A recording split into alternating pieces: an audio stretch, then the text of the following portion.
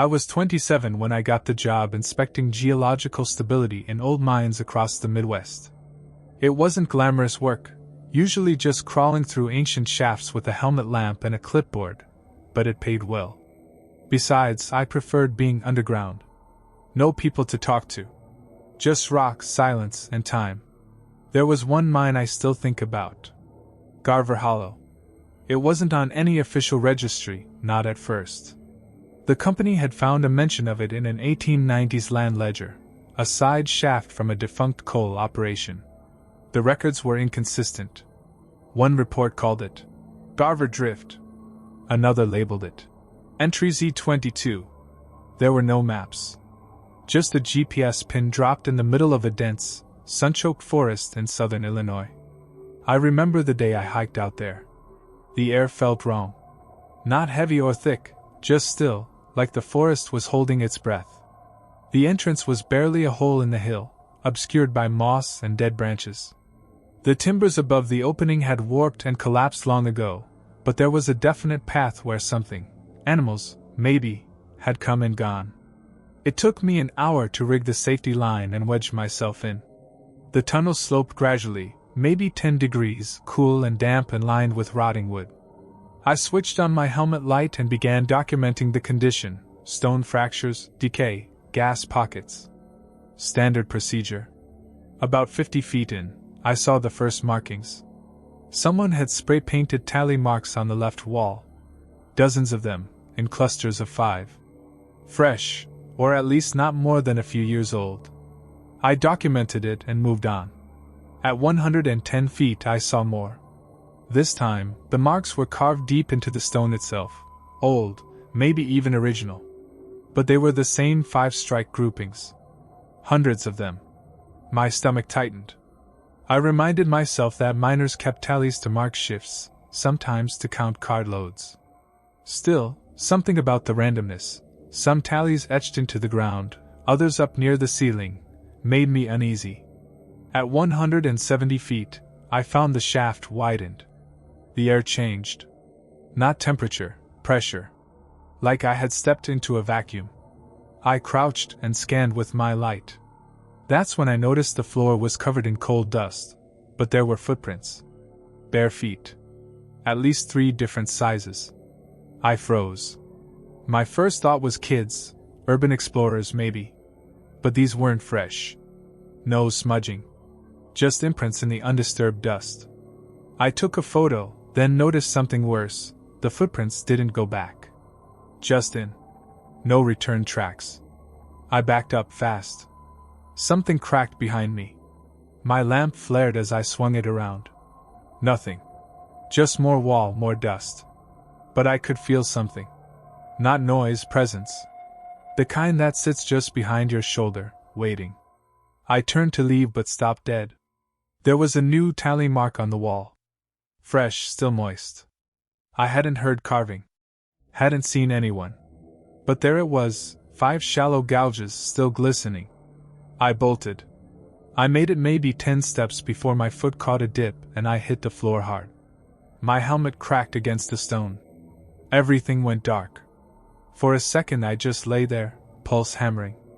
My light flickered back. I sat up and immediately saw it. A child's drawing. In the dust. Just a few feet ahead. Stick figures. 4 of them. One smaller than the others. Underneath, a crooked triangle house with a black roof. The same image appeared again, drawn with a finger deeper into the shaft. I hadn't gone that far yet. I don't remember standing. 1 second I was staring at the drawing, the next I was running full tilt toward daylight. I didn't care about the protocol, leaving markers, logging my retreat, any of that. I just needed out. But the shaft didn't feel the same going back. It was longer. At first I thought I was disoriented, panicking. But the tally marks I passed on the way in? They were gone. Or replaced. These new ones were different.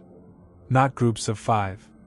Just long, unbroken vertical lines, some curving at the ends. And there were hundreds of them. Like someone was writing a language they didn't want me to understand. My radio squawked. Static first. Then a voice, tinny and cracked. Are you still inside? It was dispatch. I fumbled to reply. Yes, something's wrong. I need. But they cut me off. Who's with you? I stopped cold. No one. I'm solo. A long pause. Then, we received a second signal. Your line's being shared. That didn't make sense. I looked at the safety cable, the one I'd clipped to a loop by the entrance. There were 2 cables now. Identical. Running parallel along the ground. My heart buckled. I sprinted. The entrance appeared minutes later. Or maybe hours. Time had bent into something unusable. When I finally burst out into daylight, I collapsed into the grass. The silence that had unnerved me earlier now felt like safety. I drove straight to the field office and told them everything. Not the drawings, I knew how that would sound, but the foot tracks, the fresh tally, the second cable. They sent a team the next day. They didn't find anything. No second line. No carvings.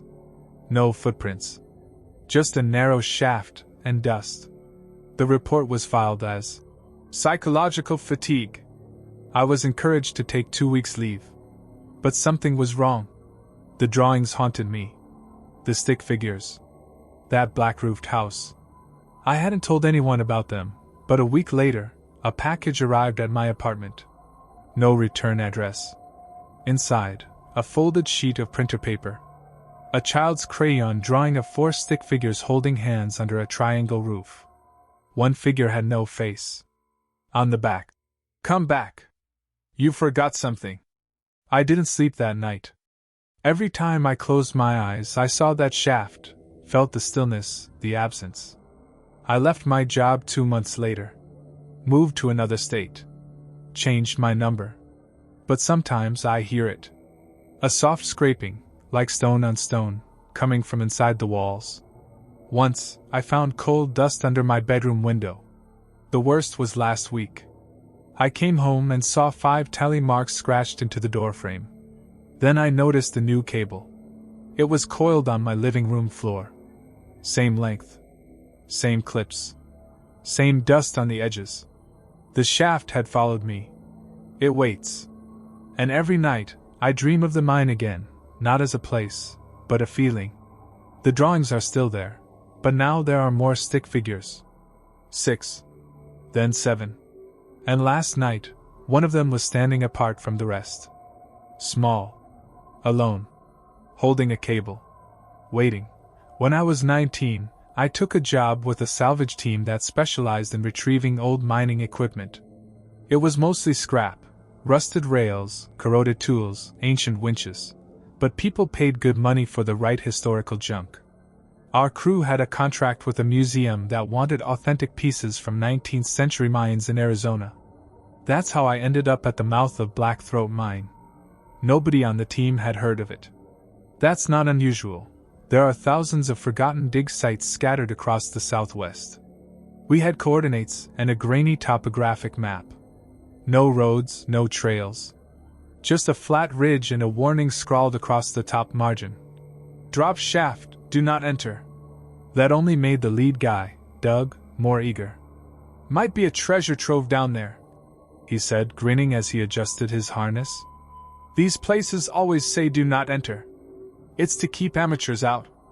We rigged ropes and a winch to the biggest pine tree near the opening. The shaft was a vertical plunge, maybe 40 feet across. Cool air rushed upward like breath from a throat, damp and steady. I volunteered to go down first. It was my 2nd month on the crew. I still had something to prove. Doug clipped me in and gave a thumbs up. As the winch lowered me, the daylight shrank fast. The shaft walls were coated with centuries of mineral stains, deep rusts, blacks, and the occasional white shimmer that looked like bone. Halfway down, I saw the first ledge. It was just wide enough for a man to stand on, maybe 25 feet deep. My light caught a broken pickaxe and something else. A leather boot, ancient, curled inward like a dead hand. No foot inside. Just the boot. I called it in. Doug told me to grab it, if I could. I swung over, crouched on the ledge. As I reached for the boot, something strange happened. my light flickered. It wasn't a normal flicker either, it dimmed, just for a second, like the mine had inhaled the light itself. Then, faint and deep below, I heard what sounded like rope creaking. Not my rope. I looked down. Far below, maybe 40 or 50 feet past the visible shaft, I saw another light moving. Not flickering, swinging, like someone holding a lantern and pacing in circles. But it didn't move like a person. It moved too smoothly. No footsteps.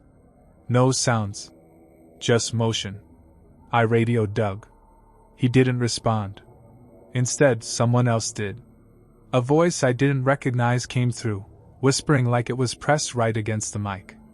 "Do not descend." He remembers. I froze. "Doug?" I called out. "Doug, cut the winch. I'm coming back." Nothing. Then my rope jerked, not slack, not snapped, but a sudden weight had been added above. Like someone else had just clipped onto the line. I looked up. Nothing but the round, bright eye of the shaft, with the silhouette of the pine tree's limbs swaying slightly. Then I felt a pull. Not from above, from below. A subtle tug, almost imperceptible, but it was there. Then again. Slightly harder. I kicked off the ledge, scrambling for the rope. I began to climb, but my gloves were slick with something. Grease? Blood? The rope burned my palms. Another pull, stronger. Whatever was down there wanted me to drop. My boots scraped the shaft wall as I climbed, arms trembling. I was halfway up when my headlamp flickered again, this time completely out. Darkness swallowed everything. There was no sky, no shaft, just the hiss of my own breath and the slow creak of rope straining against weight. The next moment, something brushed against my boot. Not rock. Not rope. Fingers. Cold, deliberate, wrapping around my ankle. I kicked hard. My heel struck something solid. I heard a grunt, or maybe a breath, rise beneath me. The fingers slid away. Above, I saw light again. Doug's head peered over the shaft opening, flashlight pointed straight down. "Hold tight," he shouted. "We're pulling you up." No response about the voice. Nothing about the other rope. Just panic. The winch groaned as I ascended faster, the shaft narrowing until I could see Doug's gloved hands reaching. Just as I was hauled over the lip, I glanced down one last time. That swinging lantern was still there. Only now, it had stopped moving. Someone was holding it still, staring up. We packed up fast. Doug didn't speak until we were in the truck. "I blacked out," he said, staring at the dashboard. "1 second I'm at the winch, next I'm on the ground. You were already screaming over the radio. When I got back to the edge, the line was tight." He didn't elaborate, and I didn't ask. But I couldn't stop thinking about that voice. "Do not descend." He remembers. Later that week, I did some digging, old newspapers, local historical societies, online message boards. I found a mining report from 1903. Blackthroat Mine. Closed after 9 men vanished during shaft expansion. No bodies recovered. Survivors claimed to hear whispers in the walls and feel tugging on ropes. One even claimed that the shaft grew. That phrasing stayed with me. I kept digging. One forum post caught my attention. User named L. Trevor 1892 wrote this in 2008. "Blackthroat's not just a hole. It's a wound. It remembers every man who fell. And sometimes, it wants them back." I tried to contact the user. No reply. The account was deleted shortly after. The final straw came 3 nights later. I was in bed, half asleep, when I felt it. A pressure on my chest. Not heavy. Just intentional. I opened my eyes. The headlamp from my helmet, the one I left in the shaft, was sitting on my chest. Caked in black dust. Still lit. It shouldn't have worked. The batteries were dead. It was gone. I grabbed it, hands shaking, and tossed it across the room. The light flickered, then died. In the morning, it was gone. No sign of it. Just fine black grit across my bedsheets. Like coal dust. I haven't gone underground since. But last week, I got a package. No return address. Just a small box with a single rope clip inside. And a folded note. You didn't fall. Not yet. The paper smelled like iron. Like blood and rust and earth. I'm writing this now because I don't think it's over. I think once you touch the mine, really touch it, it marks you. Maybe that's what Black Throat is. Not a shaft, not a place. A mouth. One that never forgets the taste of a man. And one day, I think it'll call me again. And next time, I don't think I'll climb fast enough. My brother Evan disappeared in 1998 near an old zinc mine outside Mill Hollow. He was 16. I was 12. The official story said he ran away. Typical runaway profile, they said. Troubled kid, broken family, small town. But I knew Evan. He was careful. Protective. He never would have left without telling me. He used to take me on walks through the forest that bordered the hills. That's how we found the old mine in the first place. It was just a jagged mouth in a ravine, no fencing, no warnings. I remember the way it breathed cold air in the summer. Evan called it the Whisper Hole. We weren't supposed to go near it. Everyone in town knew it was unstable. The roof had collapsed decades ago, or so people said. But Evan was obsessed. He used to sit near the entrance for hours, just listening. Said it didn't sound like wind. Said it spoke differently. Then one day, he was gone. Search parties scoured the forest for a week. Dogs, helicopters, everything. Nothing. The mine was sealed with fresh concrete 3 days later. Town officials claimed it was coincidence. They wouldn't even let us near the site after that. My mom broke down. My dad left. The house fell silent, like it was waiting for something. Years passed. I never forgot. Last winter, I came back. I was 32. My mom had just died, and in a box of her things, I found Evan's old journal.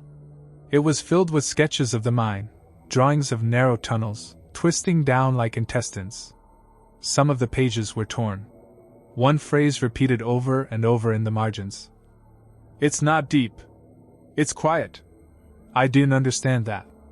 Until I went back. The mine wasn't on any official map anymore. I found it using landmarks from Evan's notes. Crooked birch, broken cairn, water trickle from the north. The entrance was sealed with concrete, but a section near the top had cracked. Like something had pushed from inside. I brought rope, lights, tools. I told myself it was closure. But the truth was simpler. I wanted to hear it for myself. It took an hour to widen the gap enough to crawl through. Inside, the mine felt older than the earth. Damp, cold, ribs of timber long rotted into the ground. The air was still. Not stale, listening. The passage dropped fast. No ladders, just a rough slope carved into stone. My boots scraped loose gravel into the dark below. My light caught rusted rail tracks, a collapsed or cart, the remnants of a lantern. And then I heard it. A whisper. Not a voice. Not quite. More like the sound you make when exhaling against your own hand in the dark. It didn't echo. Just drifted up and brushed my face like breath. I froze. Ahead, the tunnel forked. One path collapsed. The other open. Someone had marked it. Chalk, maybe. A child's scrawl, faded and trembling. Evan went this way. I stared at that writing until the light on my helmet dimmed. The batteries were new. Still, it pulsed once, then again, then faded to a glow just strong enough to show me the path forward. I followed. Deeper. Each step made the whisper louder. It was shaping into something. Something that almost sounded like my name. The further I descended, the more unnatural the air felt. It wasn't heavy or stale, it was too clean. Like something was pulling every sound and smell from the tunnel, scrubbing the world blank. That whisper never stopped. It didn't echo, didn't fade. It clung to my skin like damp linen. By the time I reached what felt like the third level, my light was so dim I could only see a few feet ahead. But I didn't stop. There was a junction, 3 tunnels. On the wall, another scrawl in the same crooked hand. "Don't follow the crying." And I heard it. A low, hiccuping sob, coming from the left tunnel. It sounded like a kid young, maybe 6 or 7. Just loud enough to pull you off course. Just familiar enough to feel wrong. I chose the center path. It narrowed fast. I had to crouch, then crawl. My back scraped the ceiling. I lost track of time, of space. Just crawling deeper, always deeper. Then I saw light ahead. Not mine, someone else's. A flickering amber glow, like candlelight behind rock. I reached a chamber, barely tall enough to stand. The light was coming from a pit in the center. A round shaft, vertical, like a well. The walls were lined with old tools, child-sized shoes, crumpled notebooks. All soaked in soot. I peered over the edge. And I saw him. Evan. Or something that looked like him. He was standing at the bottom, barefoot, staring straight up. Pale, unmoving, eyes like marbles. His clothes were torn, caked in cold dust. His mouth opened slowly, mechanically, and the whispering stopped. He spoke. I never left. I felt something behind me then. A presence. Not cold, hollow. Like someone had opened a door to a room with no walls. I turned and saw them. Figures, dozens of them, barely visible. Just outlines. Children. Men. Women. All facing the pit. All perfectly still. All watching Evan. One by one, they raised their hands. Not to wave. Not to reach. To point. At me. Evan's voice again. You hear it now. That means it knows you. My knees buckled. I collapsed at the edge of the pit. He didn't move. None of them did.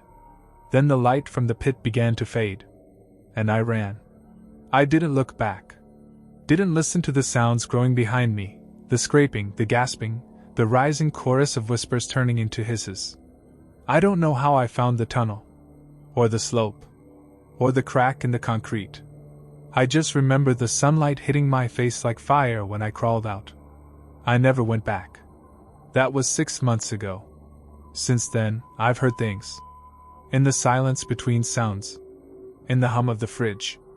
In the wind that doesn't quite rattle the windows. It's in the gaps now. It waits. Last night, I woke to find soot on my sheets. A child's shoe, soaked in water, sat beside my bed. There was a word carved into the drywall above my pillow. Listen. And I can't stop hearing it now. The whisper. Soft, breathless, steady. And beneath it, far below, I can still hear Evan's voice. Calling my name. I never used to believe in inherited trauma. The idea that something your parents never talk about can still burrow into your brain, like a memory with no source. That changed when I took the job in Beekman Valley. I was a geological surveyor. My job was simple: map and record the stability of terrain above and around abandoned mine sites. The area was pockmarked with dozens of old shafts, most capped, some just overgrown. Beekman Mine was one of the oldest. Not on any digital registry. It existed only in handwritten notes, and weathered plat maps from the 1880s. There was a rumor among the locals. They said Beekman Mine? Echoed backward. I thought it was metaphor. Old-timer nonsense. Until I set foot on the property. The entrance was nothing more than a sagging wooden frame half swallowed by underbrush. The earth around it had caved in long ago. I wasn't supposed to enter, it was collapsed, sealed. But I had a curiosity I couldn't explain. Something about the place tugged at me. Like it recognized me. That's not a metaphor.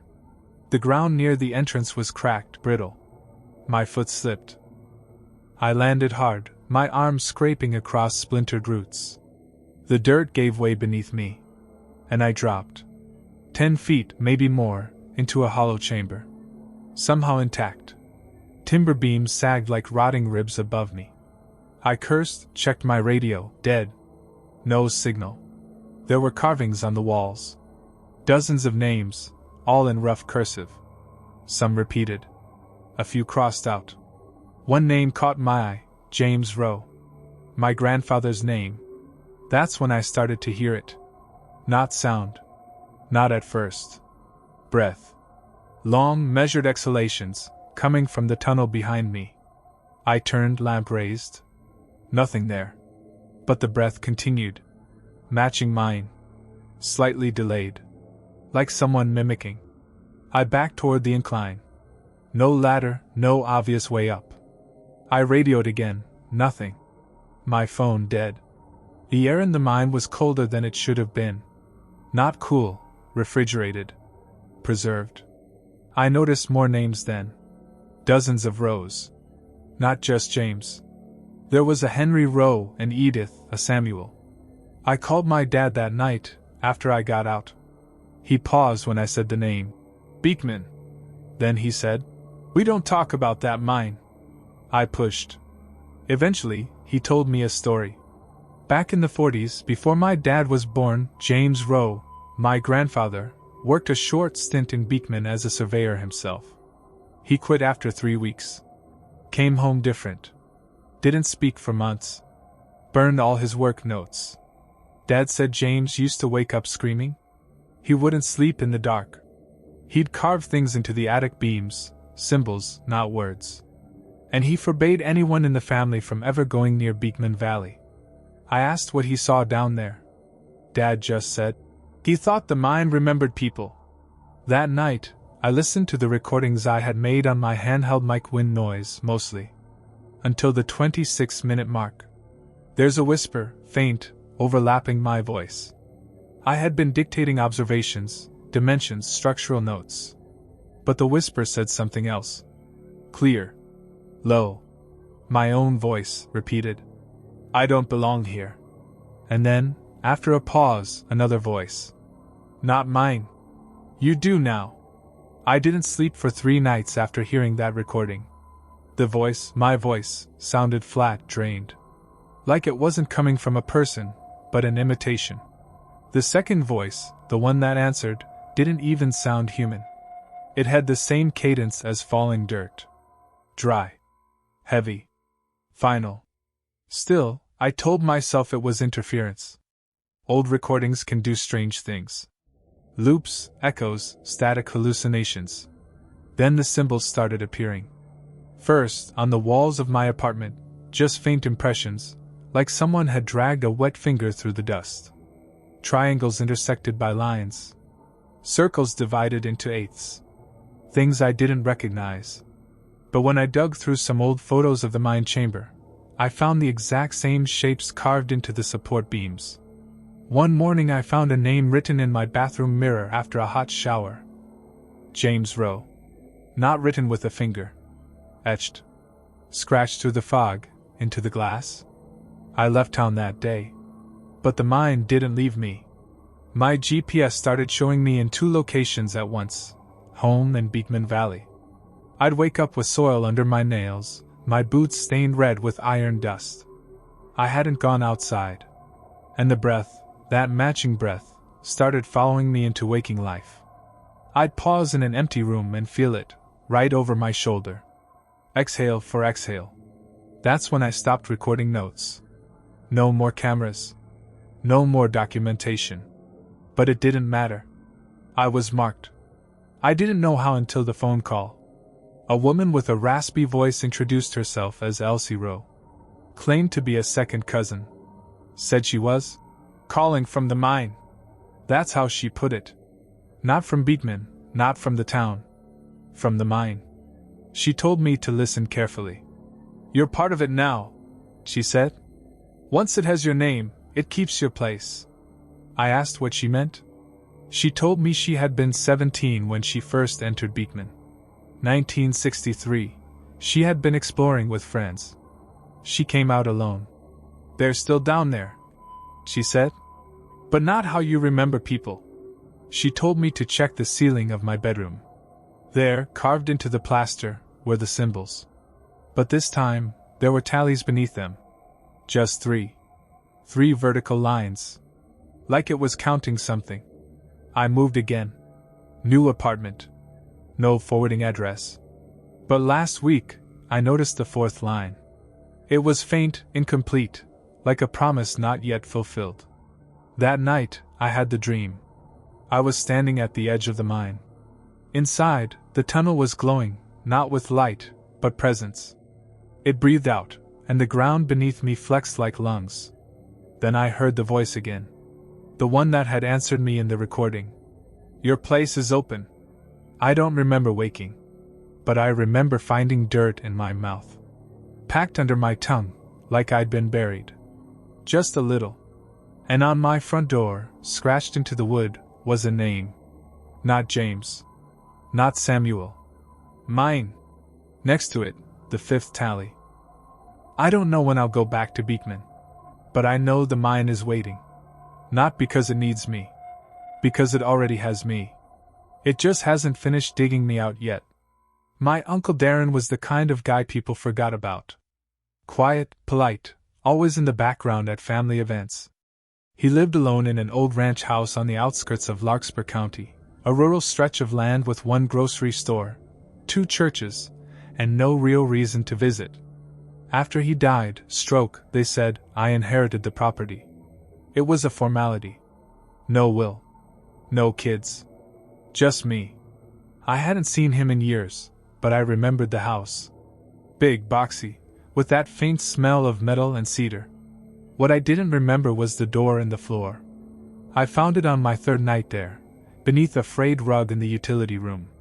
It was perfectly square, reinforced with rusted bolts and a brass handle worn to green. No hinges, just a slit along the edge where it met the floorboards. I never noticed it as a kid. It didn't creak or rattle. Just sat there, flush with the ground, as if waiting. There were no stairs beneath it. Just a pit. And beyond that, a tunnel. It wasn't a basement. It wasn't part of the house. It descended, and it breathed.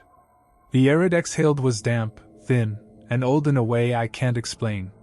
It smelled like the inside of a cast iron pipe left underwater for a century.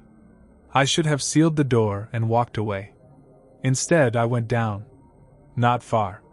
Just a few feet, holding a flashlight between my teeth, crawling sideways into the slope. The tunnel was narrow, hand-carved, descending in a slow spiral. The further I went, the more unnatural it became. The walls had marks, parallel gouges in repeating intervals, too clean for tools, too uneven for machines. After maybe 20 feet, the tunnel opened into a chamber. A perfect square. 10 feet by 10 feet. The depth room. That's what was carved above the threshold. Inside, the air was still. No echo, no drip of water. Just silence so thick I could hear the blood moving behind my eyes. The room was empty except for a single chair bolted to the floor, and a crank mounted to the far wall. The crank didn't seem connected to anything. Just there. I stood in the doorway for a long time. I don't know why I didn't go in. Maybe it was the feeling that someone had gone in, sat in that chair, turned that crank, and hadn't come back the same. I backed out, crawled up, shut the door, and didn't tell anyone. 2 weeks later, the dreams started. Not nightmares. Worse. Echoes. Of myself. I'd be standing in the depth room, watching myself sit in the chair, turn the crank. The room would begin to hum, gently, like a distant earthquake. And then I'd hear something behind the walls. Not a voice.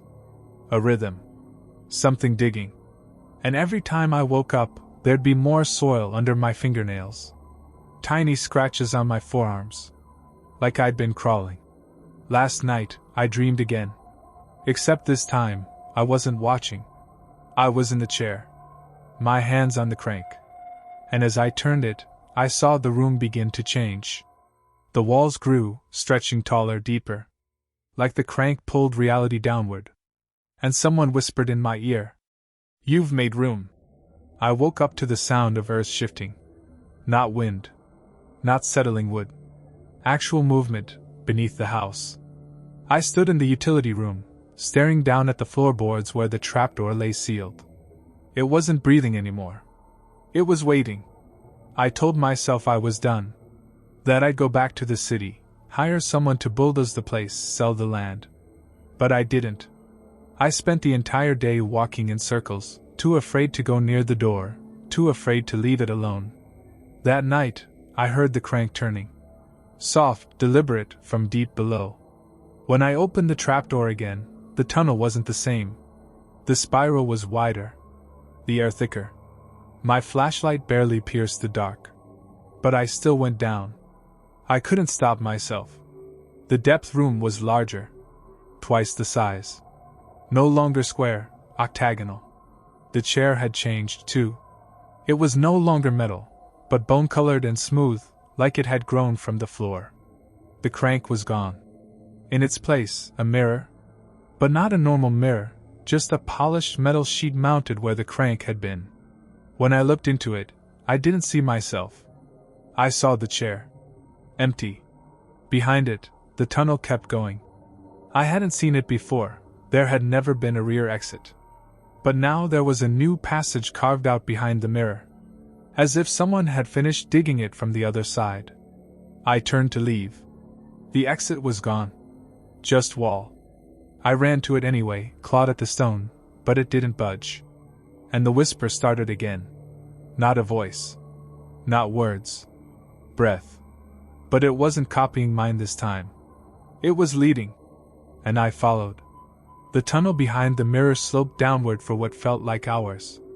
I passed old markings, names I didn't recognize, symbols that mirrored the ones etched in the attic of the house. Eventually, the passage opened into a dome-shaped chamber. It was full of chairs. Hundreds of them. Some wood, some metal, some carved from what looked like stone or horn. All facing inward. Toward a pit in the center. Not a shaft, a hole in the shape of a man. As if someone had been pressed into the ground and dissolved. One chair was empty. Fresh. Mine. As I approached, I saw carvings on the backrest. Not words. My dreams. Etched in exact detail. Every image I had seen while sleeping, the crank, the breath, the stretching walls. My own nightmares catalogued. I didn't sit.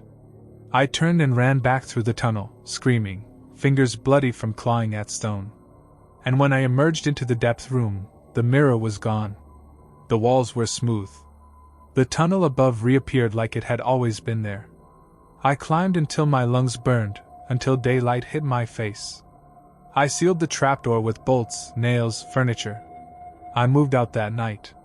The ranch house sits empty now. But yesterday, I got a letter. No return address. Just a single sheet of paper. It had a drawing on it. The depth room, perfectly sketched. The chair. The mirror.